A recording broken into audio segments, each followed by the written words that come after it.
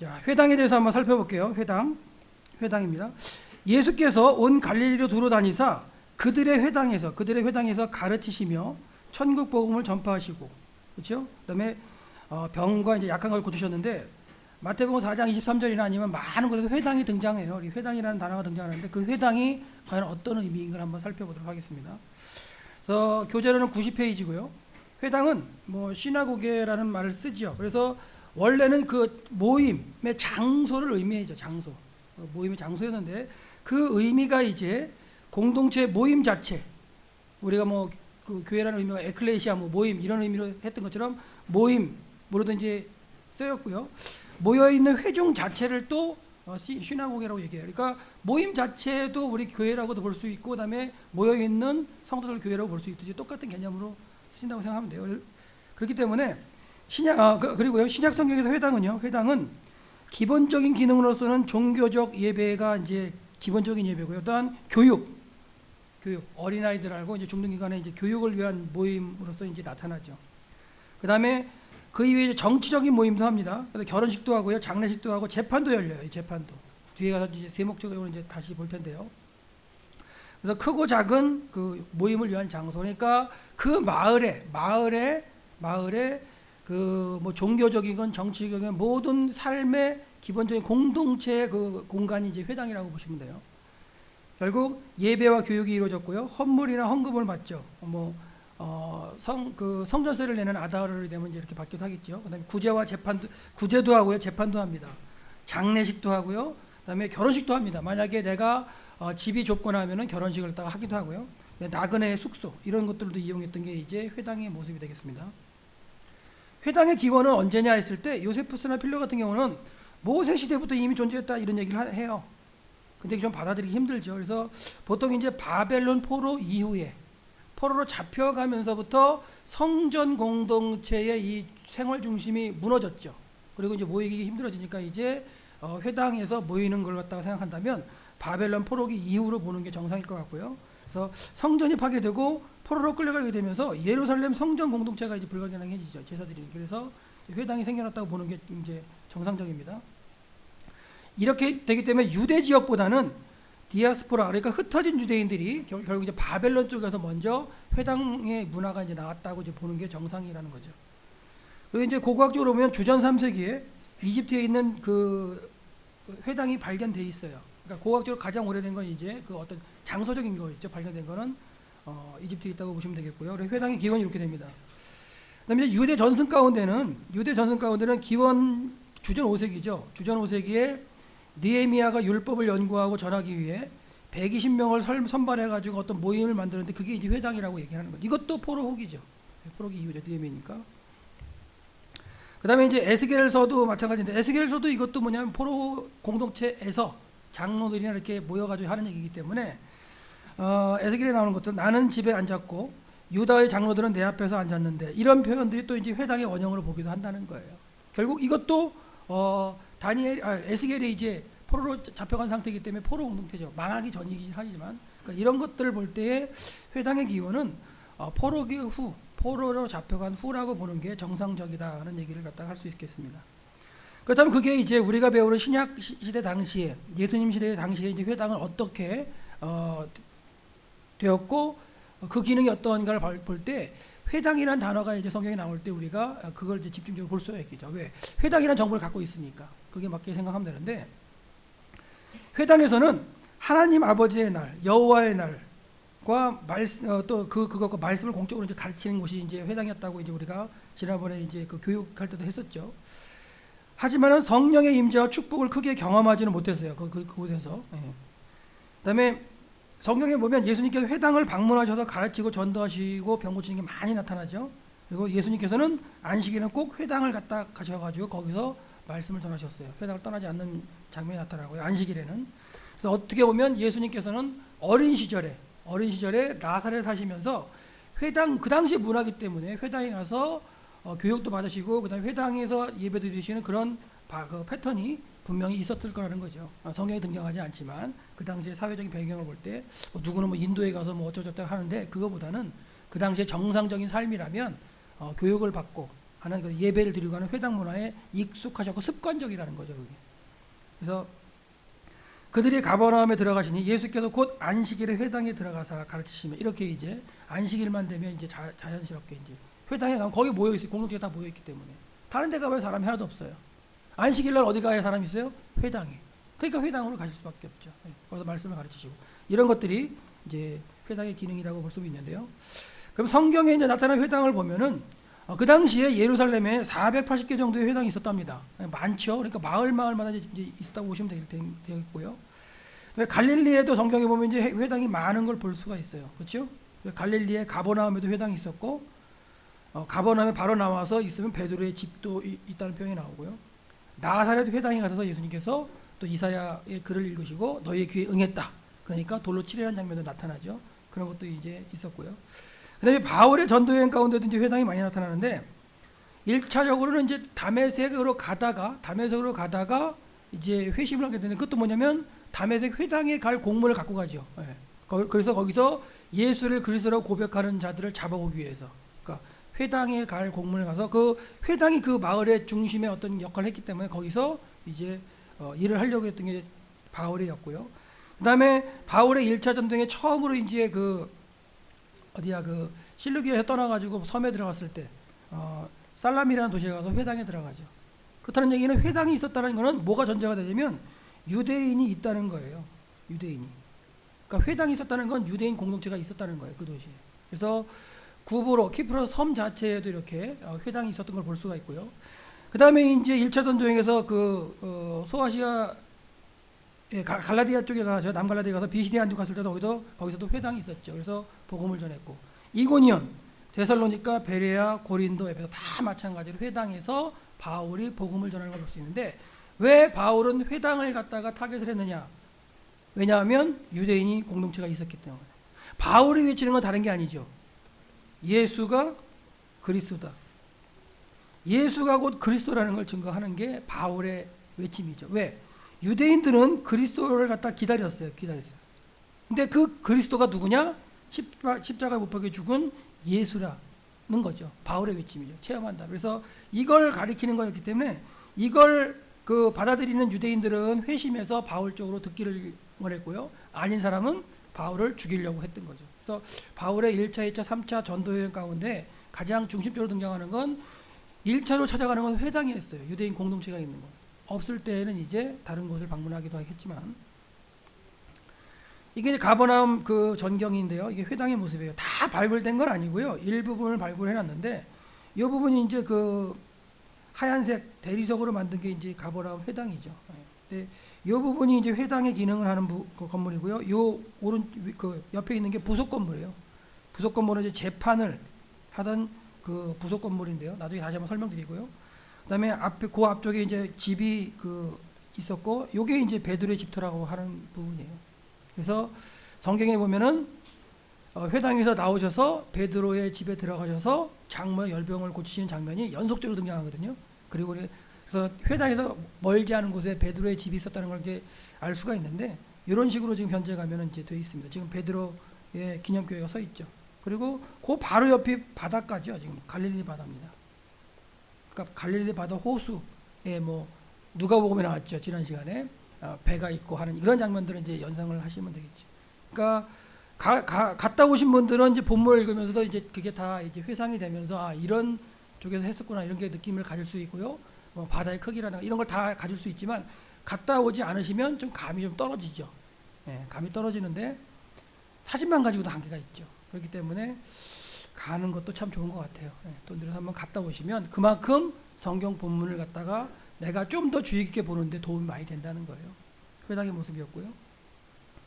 예수님 시대 회당의 구조는 2층 구조로 되어 있죠. 그래서 2층은 주로 이제 여자들과 아이들 분리했었다 그랬잖아요. 그 당시. 그래서 아래층은 이제 남자들, 성인 남자들이고요. 이렇게 해서 이제 예배를 드리는 모습을 볼 수가 있고요. 이 가버나움에서 발견된 2층 구조의 모습이에요. 그러니까 이쪽이 이제 회당 자체의 건물이겠고요. 이쪽은 이제 법정으로 사용됐던 거예요. 법정. 나중에 다시 한번 설명드릴게요. 법정 얘기할 때. 지금 현재 이제 가서 볼 수 있는 가버나움 회당 내부인데 이건 주후 4세기에 만들어진 거예요. 주후 4세기. 어떻게 할 수 있냐면 대리석으로 만들어졌죠. 대리석. 참 재미있는 건 가버나움 자체가 현무암지대거든요. 현무암지대인데 대리석을 갖다가 이 회당을 지었어요.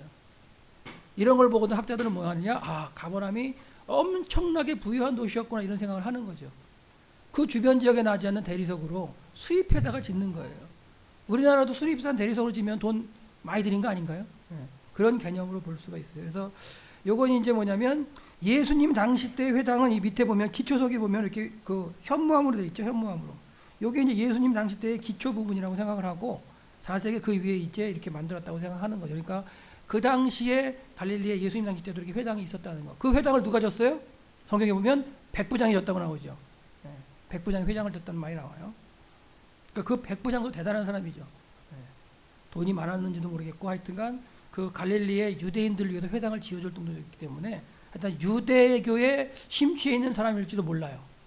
성경이 정확하게 안 나오지만 회당을 지을 정도라면. 그 다음에 여기는 비시디 안디옥의 회당터입니다. 여기 이제 그 비잔틴 시대에 이제 그 기념 교회가 세워지기도 했는데 비시디 안디옥 바울의 1차 전도 여행 지역에 나가서 처음으로 이제 그 갈라디아 지방 가가지고 외친 그 회당의 모습이에요. 지금 현재 모습이고 여기 이제 바실리카 양식으로 이렇게 교회가 이제 있었던 모습입니다. 고린도에가 이렇게 회당이 있어요.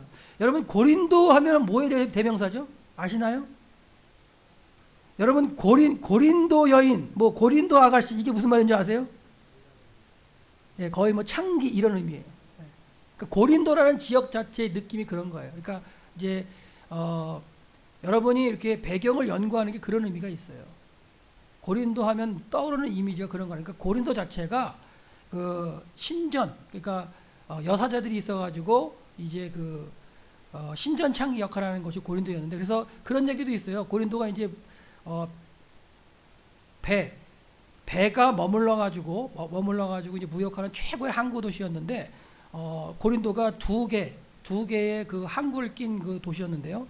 이 고린도가 뱃사람들에게는 어떤 말이냐면 고린도를 가보지 못한 사람은 뱃사람 중에서 아주 그냥 그게 아니다. 고린도에 가본 사람, 가보지 못한 사람이 아니라 가본 사람은 최고의 이제 뱃사람을 생각하는 게 뭐냐면 그만큼 고린도가 다 동경의 대상이었어요. 뱃사람들은 한번 배를 타고서 고린도에 정박을 해서 정박하는 동안에 내가 고린도의 그 신전 창기들이나 이런 걸 한번 하는 거. 그러니까 왕서방이 또 여기 왔다는 그런 이제 그런 어떤 그 얘기도 하긴 해요. 그건 뭐 믿거나 말거나 하지만 하여튼 그런 말 가운데 고린도는 뱃사람이 한 번 꼭 가봐야 하는 그 장소 고린도였는데 그만큼 그 아주 그냥 고대의 그 예수님 로마 시대에 활성화되고 그런 도시였지만 아주 그냥 문란한 도시였다는 거. 그래서 고린도 전후서를 읽어보면 다 그런 내용 많이 나오잖아요. 성적인 문제 아니면 종교적인 문제가 많이 나오는데 여기도 회당이 있었어요. 여기도. 이 입구 부근 쪽에 이제 회당터가 아니라 회당의 그 어떤 그 시나고가라는 그 글씨가 써 있는 돌이 발견됐는데 고린도에도 회당이 있었어요. 그래서 고린도 박물관에 가면 있는 요 이제 그 모습인데요. 여기 이렇게 보면은 헤브루라고 써 있죠. 히브루라고 써 있고 이 앞에 써 있는데 이제 고그라고 써 있어요. 고그라고. 그러니까 앞에 게 이제 시나가 지워졌겠지만 시나고그 헤브루 그래서 유대인의 회당이라는 어떤 의미의 그 기초성이 나왔다는 건 증거가 되죠. 고린도 전후서에도 거기에 이제 회당이 있었던 걸 볼 수 있는데 회당장도 나오잖아요. 그런 것처럼 고린도라는 도시에도 유대인들이 모여 살았다는 거예요. 그리고 예수님 이웃이 되지만 그 네로가 유대인들을 데려다가 고린도 운하를 팔라 그랬어요. 그 당시에 벌써 운하를 팔려고 이제 데려간 그런 사건도 있긴 하지만 하여튼간 고린도에도 이렇게 회당이 있었다는 거. 그럼 이제 회당의 구성원을 잠깐 살펴보면요. 회당의 구성원이 아니라 이거는 제목이 잘못됐네. 그러니까 로마 도시에 회당이 있었다는 건 그 로마 도시에 유대인들의 영향력이 있다는 거예요. 유대인들이 당시에 흩어지면서 가장 중요하게 생각했던 게 뭐냐면 경제력, 돈이었습니다. 그래서 그 당시 로마의 이 경제의 흐름을 쥐어잡고 있었던 게 그 당시부터 지금도 그렇죠. 지금도 세계 경제의 뭐 몇 프로 이상을 그 유대인들이 잡고서 이렇게 흔든다는 얘기를 하잖아요. 그리고 미국 경제를 갖다 대부분을 갖다 한다는 얘기를 하는데 그 당시부터 흩어진 유대인들이 흩어져서 이렇게 살다 보니까 가장 중요한 게 뭐냐? 돈이라고 생각해가지고 경제를 장악했는데 그만큼 도시마다 유대인들이 상권을 장악하면서 그 어떤 모임을 만들었는데요. 그래서 결국은 회당이 있었다는 건 유대인의 영향력이 있었다는 걸 볼 수가 있고요. 그래서 그 유대인들이 바울이 복음을 전할 때 대적하는 유대인들이 되는 거예요. 그들이 누구를 갖다가 이렇게 얘기를 해요? 당시에 정치적으로 그렇잖아요, 그렇죠? 그 친일을 하는 사람들을 갖다가 관원들을 갖다가 상대해가지고 바울을 핍박하려고 하잖아요. 그럴 때마다 이제 피해 나가는 관원들의 말은 뭐냐면 종교적인 건 너희들이 알아서 해라. 이렇게 해가지고 이제 그 풀려나긴 하지만은 하여튼간 회당 공동체가 유대인의 있는 것은 유대인이 그만큼 강력한 영향력을 미쳤다는 걸 볼 수 있어요. 그리고 유대인이 얼마나 결속을 잘했냐면 그 모임을 만들어 가지고 길드라 그러죠. 요즘에는 이제 뭐 길드라고 만들어 가지고 여기에 맞지 않으면 아예 그냥 분리시켜 가지고 장사를 못하게 만들었어요. 그런 게 이제 두아디라 교회 같은 교회에 나오죠. 그러니까 그 회당의 유대교에 만약에 이렇게 그 동조를 하지 않고 내가 예수님을 믿겠다, 예수를 그리스도로 고백한다, 그러면 아예 떨어뜨려 가지고 장사도 못하게 만드는 그런 게 이제 그 당시에 유대인들의 기득권을 가지고 크리스찬을 핍박하는 하나의 요소가 되는 거죠. 근데 그런 거 가운데에서도 예수를 그리스도로 고백하는 그 신앙을 유지한 사람들이 이제 크리스찬 공동체가 되는 거죠. 그러면서 핍박을 많이 받죠. 당시에 가장 그래도 가치를 둔 이제 돈의 문제에 있어도 장사도 못하게 하는 그런 것들이 이제 두아디아나 소아시아 일곱교회 이런 부분에도 나타나는데 하여튼간 이미 로마 도시의 유대인들이 회당을 갖고 있었다는 그 자체가 뭐 기득권을 가지고 경제력을 장악했다고 보시면 돼요. 자, 회당의 구성을 보시면요. 예. 뭐 일단은 회당이 구성되려면 성인 남자 10명이 있으면 이제 회당을 만들 수가 있어요. 그래서 예를 사람이 유대인 남자가 3명이 모였다. 그냥 기도하고 이렇게 모여서 이제 모임을 갖습니다. 4명 모여요. 5명 모여요. 5명 모여 6명 모여 3, 4로 갈라져서 또 이렇게 또 모임을 해요. 그러다가 한 8명, 9명 되면 또 3, 3, 3으로 또 갈라서 이렇게 해요. 그러다 10명 되면 한꺼번에 모여서 이제 공동체에서 이렇게 모임을 해요. 그러니까 유대인들의 어떤 모여서 예배하고 하는 그런 모임 자체가 어떻게 보면 셀 모임도 같은 것도 느낌도 있죠. 6명이면 아예 나눠가지고 셋 하다가 그래서 10명이 되면 비로소 이제 회당을 세워서 모여서 이제 하는 그게 회당 공동체였는데 이게 기준이 뭐냐면 13살 성인 남자, 13살 이상 성인 남자. 그러니까 13살이면 이제 성인으로 이제 취급해 주는 거예요. 성인식하고. 그다음에 회당에 보면 회당장, 장로, 구제하는 집사들, 신학교 교사, 통역도 있어야 되죠. 헌금 수집가, 핫잔 이런 사람도 있었는데 장로들은 회당의 공회의 어떤 그 모임을 구성하고요. 그다음에 회정들을 교육하고 지도를 하면서 이제 또 이렇게 재판도 하죠. 그래서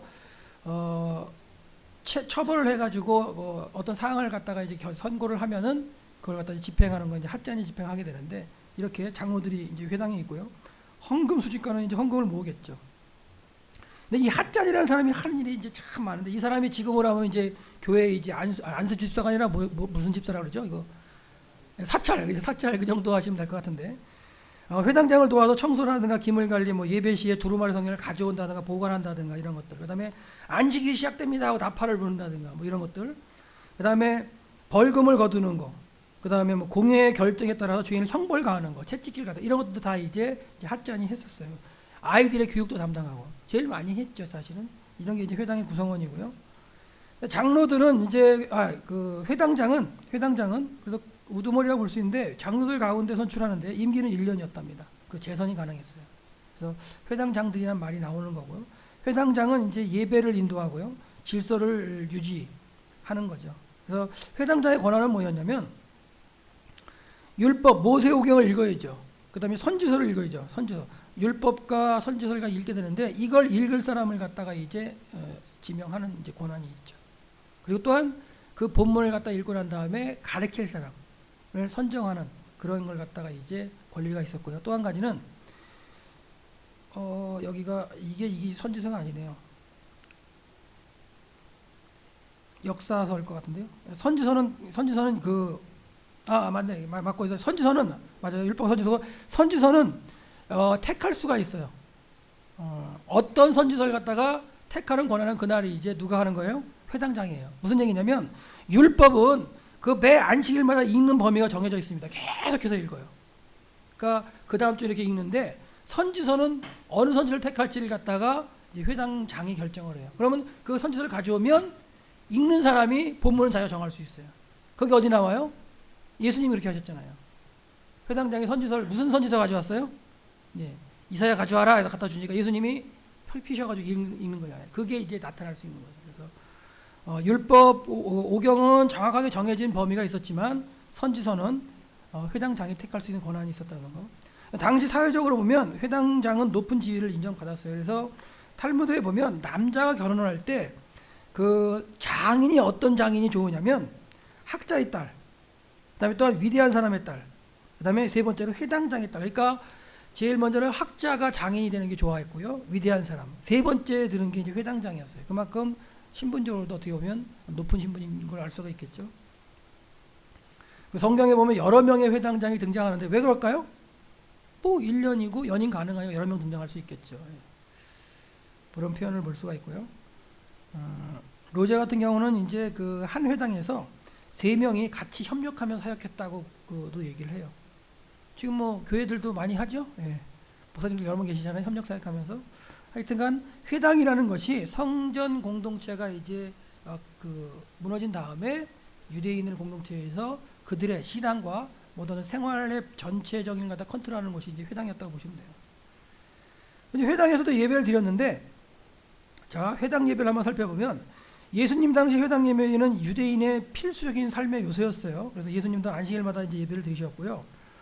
공생애기라도 안식일에 회당에서 예배 드렸고 가르치셨다는 구절이 이렇게 많아요. 네, 많이 언급되어 있고요. 초대 기독교 유대인들도 회당에서 예배를 드렸죠. 그러면서 이제 갈라지면서 유대인으로부터 이제 갈라져 나오는 그런 것이 되겠고, 그 다음에 유대인들이 일단 아까도 말씀드린 예수를 그리스도로 전파할 때에 유대인들에게 전파할 때 대상은 그들이 아니에요. 일단은 회당에 가서 하는 모습을 볼 수가 있죠. 그리고 바울이 이제 가르치는 것도 예수를 그리스도라고 전파하고 가르치는 것도 일단 회당이 집중적으로 했다는 걸 볼 수가 있어요. 처음에 찬양합니다. 그다음에 예배의 부름으로 이제 그 계회를 하게 되겠죠. 그다음 기도하고요. 그다음에 인도자와 회중이 쉐마를 낭독하죠. 들으라 이스라엘아, 뭐 하나님은 한 분이시고 너희 하나님, 뭐 이런 쭉 회중을 하는데 같이 이제 서로 교독하는 그런 부분이 있게 되겠죠. 그다음에 이제 그 다음에 이제 18개의 이제 축복 기도를 낭송을 합니다. 그러면 한 사람이 이제 낭독을 하면 회중은 아멘 이제 화답을 하는 것 되는 거고요.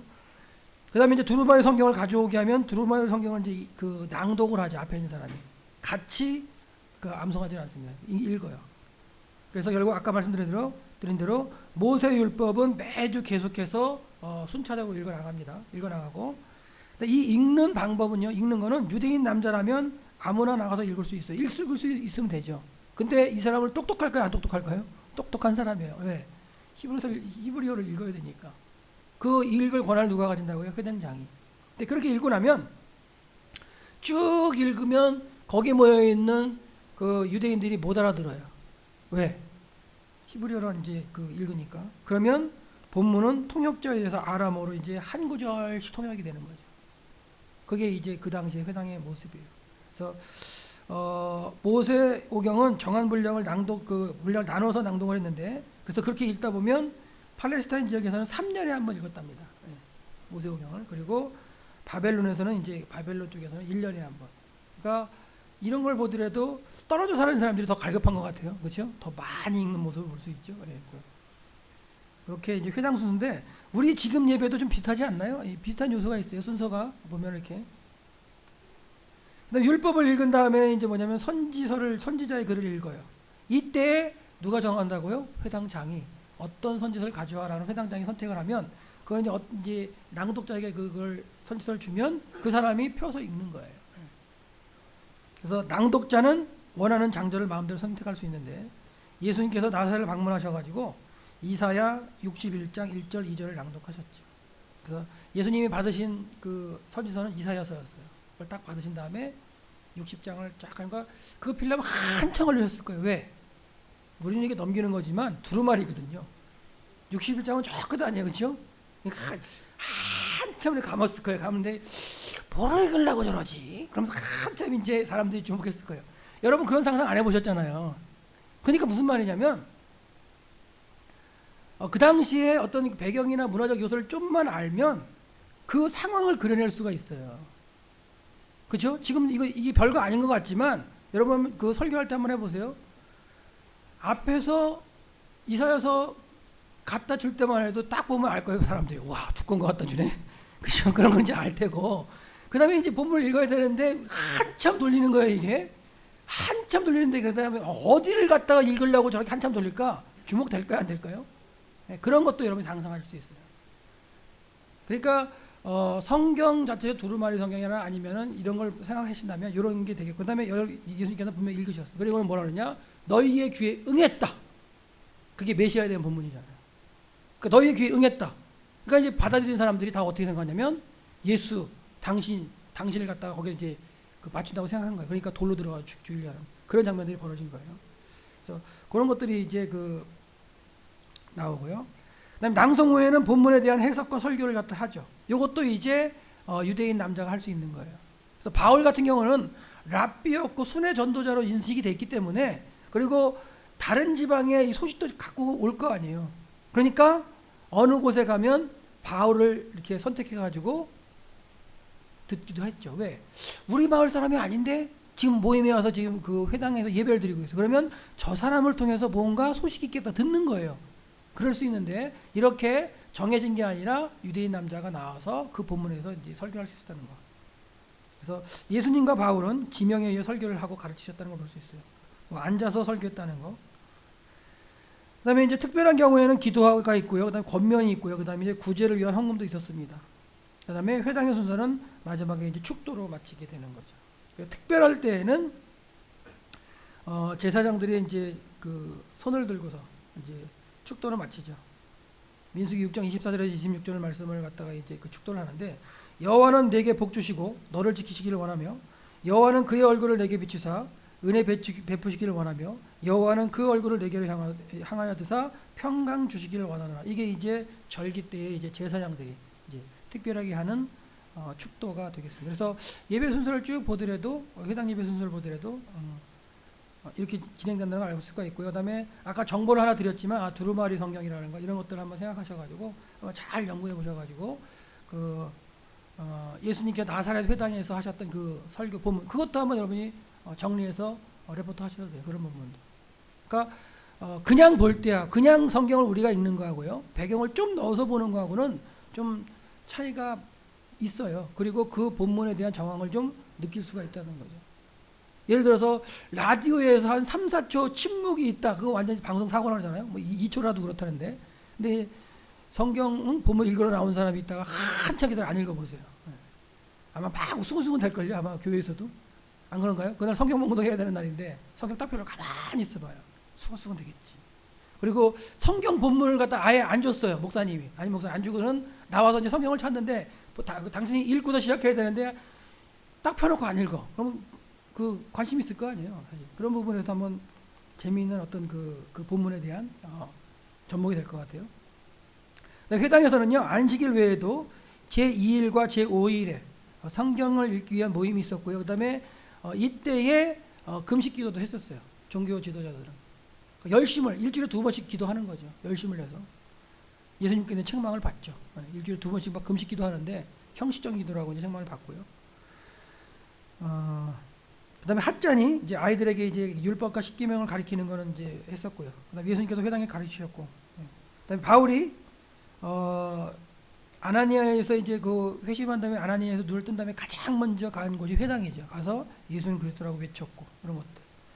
이번에 이제 법정으로서의 회당을 보면 회당 내에 공회가 있어요. 10명으로 이제 10명의 장로로 된 이제 회의의 공동체가 있었는데, 그래서 마태나 마가나 누가는 이런 얘기를 하죠. 회당에서 너희를 채찍질할 것이다. 회당에서 배질하겠다. 너희를 회당과 정사 잡은 이와 권세 있는 이 앞으로 끌고 간다. 뭐 이런 표현을 쓴단 말이에요. 그러니까 회당의 그 공회, 재판의 때 앞으로 끌고 가는 모습을 갖다 설명을 하죠. 이런 것들이 다 회당에서 이루어졌다는 거예요. 근데 판결이 나요. 판결이 나면 이제 죄인이라고 판결이 되면 이제 핫잔이 그 형벌을 가하죠. 형벌의 종류에는 뭐 채찍질도 있고 퇴장도 있고, 그다음에 뭐 아니면 뭐 출교도 있고 여러 가지가 있어요. 바울과 회당에 관련해서는 이제 아까 말씀드려도 다메섹으로 잡으러 가는 것도 나타나고, 나중에 이제 고백에 보면 믿는 사람을 가두고 내가 회당에 때렸다 이런 고백을 갖다 하면서 이제 하는 모습도 볼 수 있어요. 그러니까 법정으로 이용됐다는 거. 그래서 그런 것 가운데 예수님이 말씀하신 것도 있죠. 너희를 공회에 넘겨주겠고, 이 공회라는 게 어떻게 보면 이제 회당의 그 공회라고 볼 수가 있겠죠. 그들은 회당에서 너희를 채찍질할 것이다, 이런 말씀을 하는 거죠. 그러니까 예수를 믿는다는, 예수를 아니죠. 이거는 그렇죠. 뭐 예수님이, 왜냐면 이 당시도 예수를 갖다가 시인하는 사람들을 갖다 잡아갔었기 때문에 마찬가지겠죠. 예수님 말씀 예수를 그리스도로 시인은 안 하지만 예수를 뭔가 이제 그 당시에 사회적인 어떤 그 추종하는 부류로서 쫓아갈 때 그런 어떤 그 불이익을 당하는 그걸 갖다 이제 말씀하시는데, 그 불이익을 선언하는 곳이 공회 아니면 회당, 뭐 이렇게 볼 수가 있어요. 그래서 너희를 회당에서 채찍질하겠다. 이 동네 저 동네로 따라다니면 너희를 박해하겠다, 이런 말씀도 하셨어요. 근데 회당에 가면 이제 또 뭐가 있냐면 재미있는 게 모세의 자리라는 게 있죠. 이것도 한번 이제 살펴드릴 텐데, 이에 예수께서 무리와 제자들에게 말씀하여 이르시되 서기관들과 바리새인들이 모세의 자리에 앉았으니, 모세의 자리에 앉았다 이거예요. 모세의 자리가 어디예요? 모세의 자리가 뭘까요? 생각해 보셨어요? 그럼 이게 모세의 자리라는 게 그냥 어떤 어떤 문학적인 의미일까요? 절대 아닙니다. 그러니까 우리가 언어로 성경을 접했을 때의 문학적인 장치가 절대로 아니야 이게요. 그렇다면 이건 모세의 자리가 있습니다. 그 모세의 자리의 기능이 뭔가를 알면 알 수 있겠죠. 그러면서 모세의 자리와 연결되는 게 잔치의 윗자리와 회당의 높은 자리, 회당의 높은 자리. 결국 회당의 높은 자리가 모세의 자리라고 또 볼 수 있는데, 이게 이제 고라신 회당에 가서 발견된 건데요. 고라신은 갈릴리에 있는 회당이죠. 가버나움 북쪽에 있는 회당인데, 회당 자체는 이제 검은색 그 현무암으로 만들어져 있는데요. 회당에서 들어오면 재미있는 건 회당이에요. 갈릴리 회당은, 원래 회당은요, 유대 공동체가 예루살렘 성전을 갖다가 대신하는 어떤 기능이었기 때문에 회당 자체를 지을 때 예루살렘을 바라보면서 예배를 드리게끔 설계를 했어요. 대부분 다. 근데 갈릴리 회당은요, 등지고 설계가 됩니다. 그러니까 예수님 당시 때에 갈릴리가 예루살렘 성전 공동체가 등졌다는 건 좀 분명히 알 수 있죠. 이미 거기는 이제 그 등지면서. 그래서 결국은 등지고 있는데요. 들어가면 이 정면이면 문에 들어가면 바로 오른쪽에 들어가면 여기 모세의 자리. 여기 이제 모세의 자리예요. 발견된 거예요. 회당에서. 그럼 이거의 기능이 뭐였느냐가 이제 문제겠죠. 그래서 이거의 기능을 이렇게 푸는 사람이 있어요. 뭐냐면 예배가 시작되려면 우리처럼 좀 정시에 11시에 딱 정해져 있는 게 아니에요. 이 예배의 시작을 갖다가 정하는 사람이 모세의 자리에 앉은 사람이 정한답니다. 무슨 말이냐? 이 뒤에 앉아 있다가 사람들이 와서 앉잖아요. 앉으면 이제 여기 그 줄을 갖다 딱 쳐요. 그러니까 이쪽에서 줄을 가지고 이렇게 쫙 쳐가지고 줄을 걸어요. 걸어서 문에다 줄을 걸으면 더 이상 못 들어오는 거예요. 이제. 그러면 이제 딱 문이 닫힌 거랑 똑같은 거죠. 뭔가 시작된 그 다음부터 아무도 못 들어오는데, 그 마지막 사인, 그러니까 그 시작을 알리는 그 줄을 거는 사인을 누가 내리는 거냐면 여기 모세의 자리에 앉은 사람이 하는 거예요. 그러니까 앞에 아무리 많은 다 준비가 다 세팅되어 준비를 하려고 해도 이 모세의 자리에 앉아 있는 사람이 그 줄을 걸기 전에는 뭐예요? 시작이 안 되는 거예요. 하나님에 대한 예배 공동체가 시작되는데 이 모세의 자리에 앉은 사람이 줄을 걸어서 끝내야 시작되는 거예요. 그러면 파워가 있을까요, 없을까요? 있을 거예요. 막 시간이 막 모여가지고 막 하다가 저 사람이 왜 안 갈까 막 뒤돌아보고 막 그럴 거 아니에요. 그러니까 그런 부분들이 이제 어떻게 보면 모세의 자리에 앉았다는 표현이 이런 표현도 나타난다는 거예요. 그러니까 그런 것을 봤을 때 이 모세의 자리에 앉은 사람의 권한, 그런 것도 있겠죠. 그다음에 또 법정으로서의 회당에서 형벌을 갖다가 가한다는 했는데, 형벌은 출교하고 이제 채찍질인데, 채찍질은 뭐 당연히 아시겠고, 출교는 뭐냐면요, 출교가 뭐예요? 출교, 내쫓은 거죠. 근데 뭐냐면 공동체에서 물리적으로 내쫓는 게 아니라 상대를 안 해주는 거예요. 예. 모임에서 참여하면 상대를 안 해줘요. 왕따입니다, 왕따. 어떻게 보면. 그러니까 지금 왕따는 학교 공간에 같이 있으면서 왕따 시키는 거죠. 그런 것처럼 아예 상대를 안 해줘요. 무서운 거죠, 사실은. 물리적으로 이렇게 나눠지는 그런 것보다 더 무서울 수도 있어요. 같은 공간에 있으면서 대화를 안 해주고 상대를 안 해준답니다.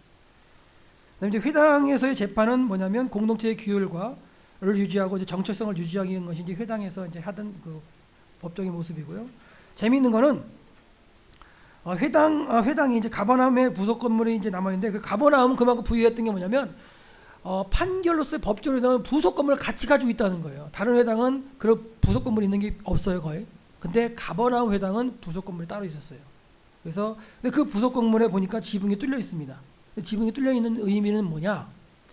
지붕이 없는 것은 하나님 앞에서 판결을 굳게 내리지 않고 정확하게 내리겠다는 그런 어떤 표준 중에 하나라는 거예요. 그래서 아까 보여드렸던 것 중에 이쪽에 부속 건물로서 지붕이 뚫려 있는 모습을 볼 수 있죠. 가버나움 회당의 모습이에요. 그래서 각종 모임의 장소로서의 회당이 이제 이루어졌다고 얘기했고요. 결혼식, 장례식. 그래서 남자의 집에서 결혼식이 진행되는 게 당연한 건데 그러지 못할 경우에 이제 회당이 이용되기도 했고요. 근데 공동체의 교사가 죽었을 경우에 회당에서 이제 장례식도 했고, 그다음에 정치적인 모임이나 공동체 문제를 해결하기 위해서 토의하는 장소들이 이제 그 회당으로 이용됐다는 거. 그다음에 이제 마지막으로 여행자의 숙박 장소로서도 이제 회당이 이제 사용됐다는 거예요. 그래서 바울도 여행할 때 매번 회당을 찾아다니는 것도 뭐냐면 설교하기 위한 목적, 안식일에 설교하는 목적도 있겠지만은 거기 가서 이제 어떻게 보면 그 숙식을 하는 그런 경우도 되는 것 같아요. 그래서 예루살렘에서 발견된 그 1세기 중반의 비문을 보면 이런 기록이 있답니다. 제사장이며 회당장인 데오도투스가 율법을 읽고 계명을 가르치며 먼 나라에서 온 자들에게 방을 제공하기 위한 목적으로 회당을 만들었다는 기록이 있다는 거예요. 이게 1세기 중반의 기록이니까 뭐 가치는 있는 기록이겠죠. 그래서 회당이 이렇게 여러 가지 기능을 했는데 이 회당 자체가 그러니까 백성들의 삶과 뗄 수가 없죠. 네. 그런 게 회당이었어요. 그렇다면 이 시대의 교회가 이게 돼야 되지 않는가도 생각해 보는 거예요.